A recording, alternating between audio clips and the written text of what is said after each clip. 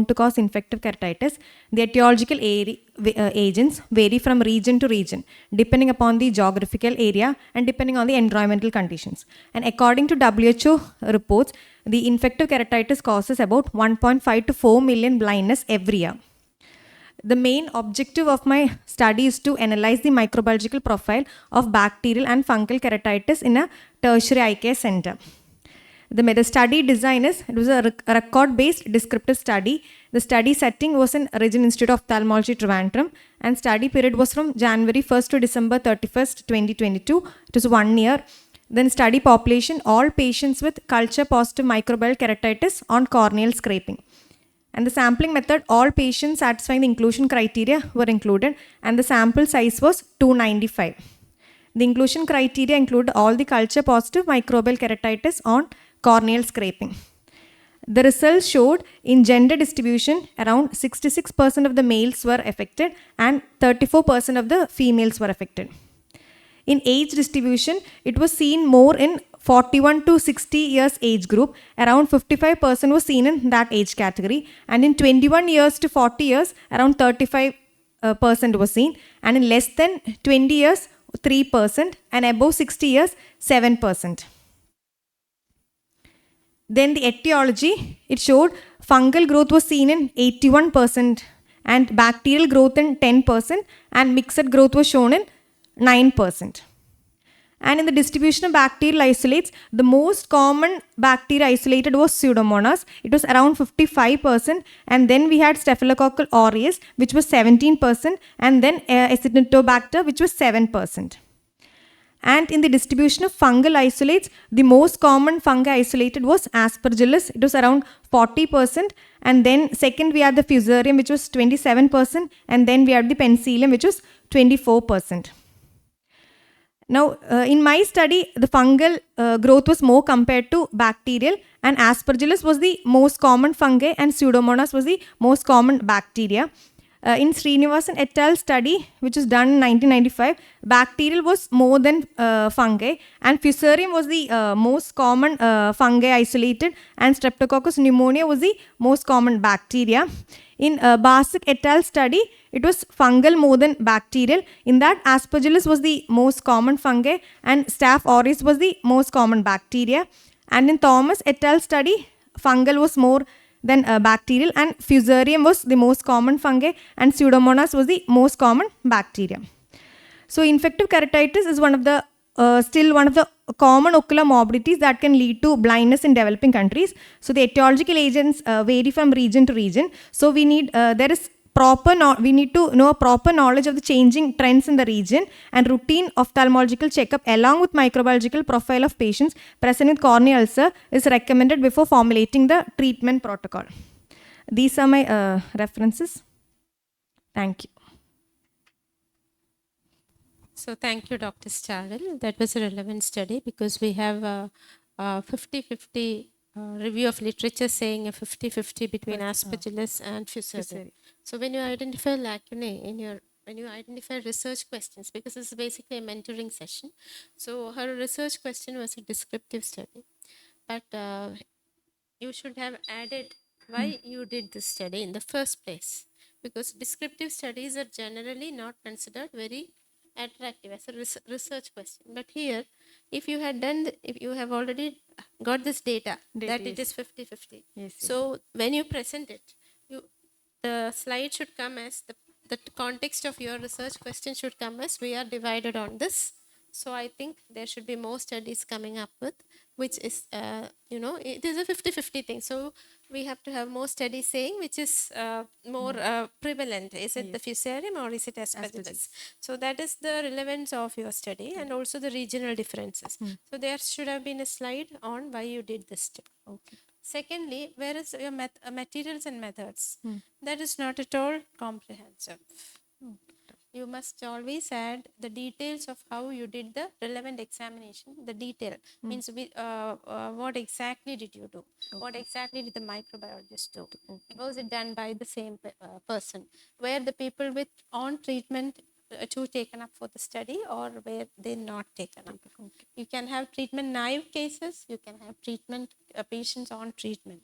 So all those things should be It should have been more, specific Okay, ma'am. materials and methods. So because this is a mentoring session, I'm now adding only 2 points because we have a time limit. Okay, thank you. Thank you, madam.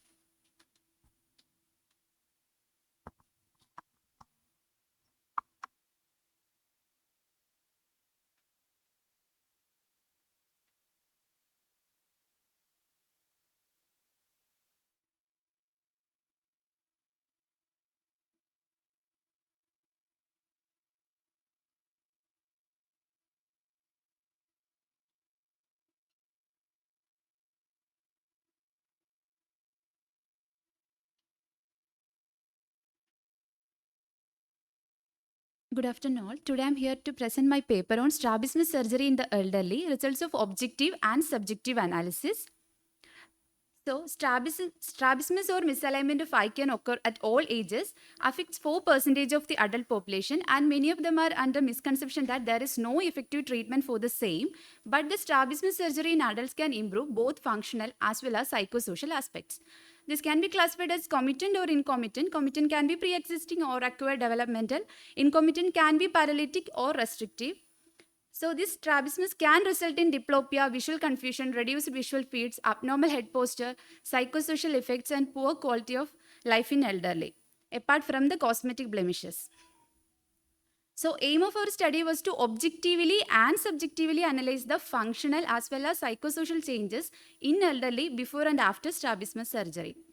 So this is a prospective study including patients equal to or more than 60 years who underwent strabismus surgery, and all these patients underwent strabismus surgery with fixed absorbable scleral sutures, and the study was from Jan 22 to Jan 23. Informed consent for the study and 9 case pictures were taken from the patient. Ethics committee clearance obtained. So all these patients underwent a complete ophthalmic workup and a detailed strabismus workup. An objective score is calculated using the following parameters: the presence or absence of manifest squint. BSV for distance was calculated using the Worth dot test. BSV for near calculated using the stereopsis, and then graded accordingly with a minimum score of 0 to maximum score of 8, which indicates more functional disability in patient. Subjective analysis done using a written questionnaire, which was the modified AS20 questionnaire, and there were 10 questions pre-operatively, and patients were response were noted from never, rarely, sometimes, often, and always, and given a score from 0 to 4. 4 indicates worst outcome or more functional disability. This is one of a sample questionnaire, one patient response. Similar questions were repeated post-operatively and score were calculated from 0 to 4. 4 indicates more poor outcome. Patient's response after surgery. So total 16 patients, 12 were males and 4 females, out of which 15 had exotropia, 1 had esotropia, another one had esotropia with hypertropia. And 93% of patients opted for surgery because of functional reason rather than cosmetic. 75% of these patients had an decompensated phoreatotropia. Remaining had a restrictive squint and recovered paralytic. All these patients achieved good cosmetic alignment for post-surgery. 62.5% achieved good fusion and 43 achieved excellent stereopsis. So this is a graph showing the objective and subjective score. There has a significant reduction from 87 to 37 in objective score. This 87 indicates more functional disability. And subjective score, similarly, there is a significant reduction post-operatively. So this is the objective and subjective score mean. There is a significant reduction in post-surgery with significant p-value indicating a good clinical outcome. So although many studies have used questionnaire, there is a positive study which compare the objective and subjective score before and after surgery. So when considering this objective score, it is well understood that there is a successful restoration of binocularity. Surgery also successful in eliminating 88% of diplopia in our study population without any unusual complications. Persistent redness was a concern for 2 patients. So this is a graph showing improvement in quality of life in almost all domain after the surgery. So these are the images of some of our patients who underwent strabismus surgery before and after surgery. As you can see, all these patients had good cosmetic alignment post-surgery. So to conclude, strabismus surgery in elderly significantly improve the quality of life both functionally and psychosocially. But limitations, long-term follow-up is needed, relatively low sample size, other confounding factors. These are my references. Thank you.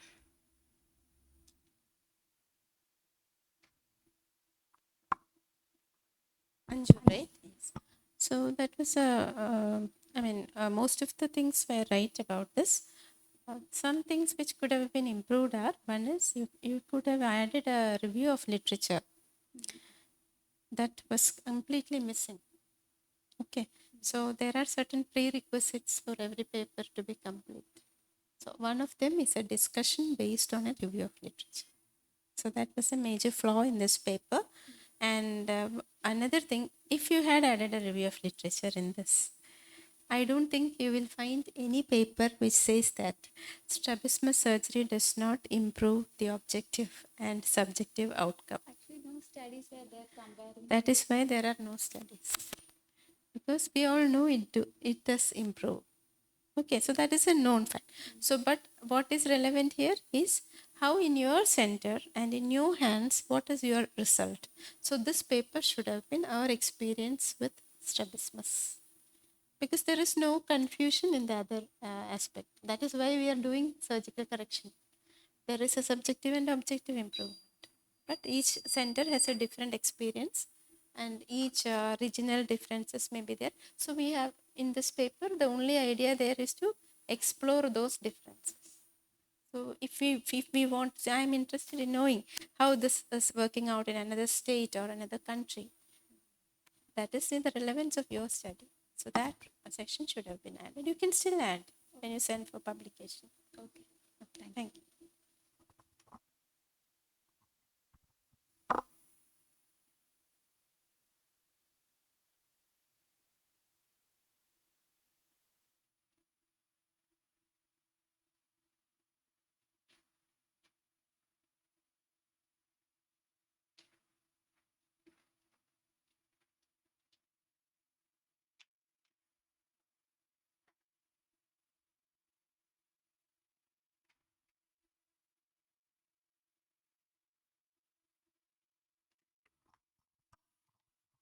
So, good afternoon, all. I am here to present the clinical profile of low vision aid clinic patients in a tertiary eye care center in Kerala. National Program for Control of Blindness and Visual Impairment defines visual impairment as best corrected visual acuity of less than 6 by 18 or limitation of field of vision less than 20 degree from the center of fixation in the better eye. Rehabilitation improves the psychological well-being of the blind person as well as make him a happy and contributing member of the society. Low vision training, activities of daily living and communication are various approaches to rehabilitation, and not many studies are done regarding visual rehabilitation in Kerala. Here are some examples of low vision aids. One is a hand magnifier, spectacle magnifier, and also a cutaway stand magnifier. So objectives, my primary objective was to study the clinical profile of visually impaired patients undergoing visual rehabilitation in tertiary eye care center in Kerala, and secondary objective was to study the various methods of visual rehabilitation provided to these patients. Study design was an observational study held at Low Vision Aid Clinic, Regional Institute of Ophthalmology, Government Medical College, Trivandrum. Patients more than 5 years of age with visual impairment, best corrected visual acuity, less than 6 by 18, who visited the Low Vision Aid Clinic at RIO Trivandrum. And sampling method was a consecutive sampling with a sampling size of 50. Study variable include age, gender, best corrected visual acuity, cause of blindness, and type of rehabilitation. Inclusion criteria were patients above 5 years of age and best corrected visual acuity of less than 6 by 18 in the better eye. Study subjects were selected, consent was obtained, study variables were assessed, and data entry and analysis was done using SPSS.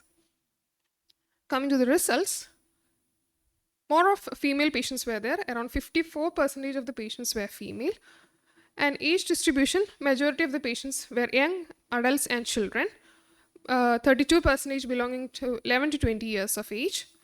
And the causes of low vision, retinal pathologies were the most important cause, contributing to 72%. And among the retinal pathologies, 36% was retinitis pigmentosa and 26% was maculopathies, excluding diabetic retinopathy. And causes of low vision in different age group, in 5 to 18 years of age, it was predominantly amblyopia. And from 18 to 60 years of age, It was majorly retinitis pigmentosa, and more than 60 years, diabetic retinopathy was found to be the most important cause. And considering the rehabilitation measures used, skill and mobility training was adopted by majority of the patients, and we can see the advancement of technology helping the visually handicapped patients, like the use of video magnifier and mobile apps. So coming to discussion, in my study there was more of female patient and less of elderly patients, and diabetic retinopathy was the leading cause among elderly. According to a study by Khan essay, there was less of female patients, and it was a study done in LV Prasad Institute, Hyderabad, and the causes of low vision were comparable. Study by Kim et al. Done at Korea, it was more of young patients, and optic atrophy was the leading cause, followed by macular degeneration. And study done by Williams et al. ARMD was the leading cause of blindness, and there was more of elderly patients. To conclude, majority were young patients, which is evident by the high literacy state of our Kerala, which promotes seeking more visual rehabilitation among children. And so we have to give them access to more educational and vocational service and help them to be an independent and active member of the society. And elderly reach out less to the rehabilitation measures, so it is more important to create awareness in community and enhance public education. And we have to strengthen healthcare system programs right from the grassroots level. These are my references. Thank you.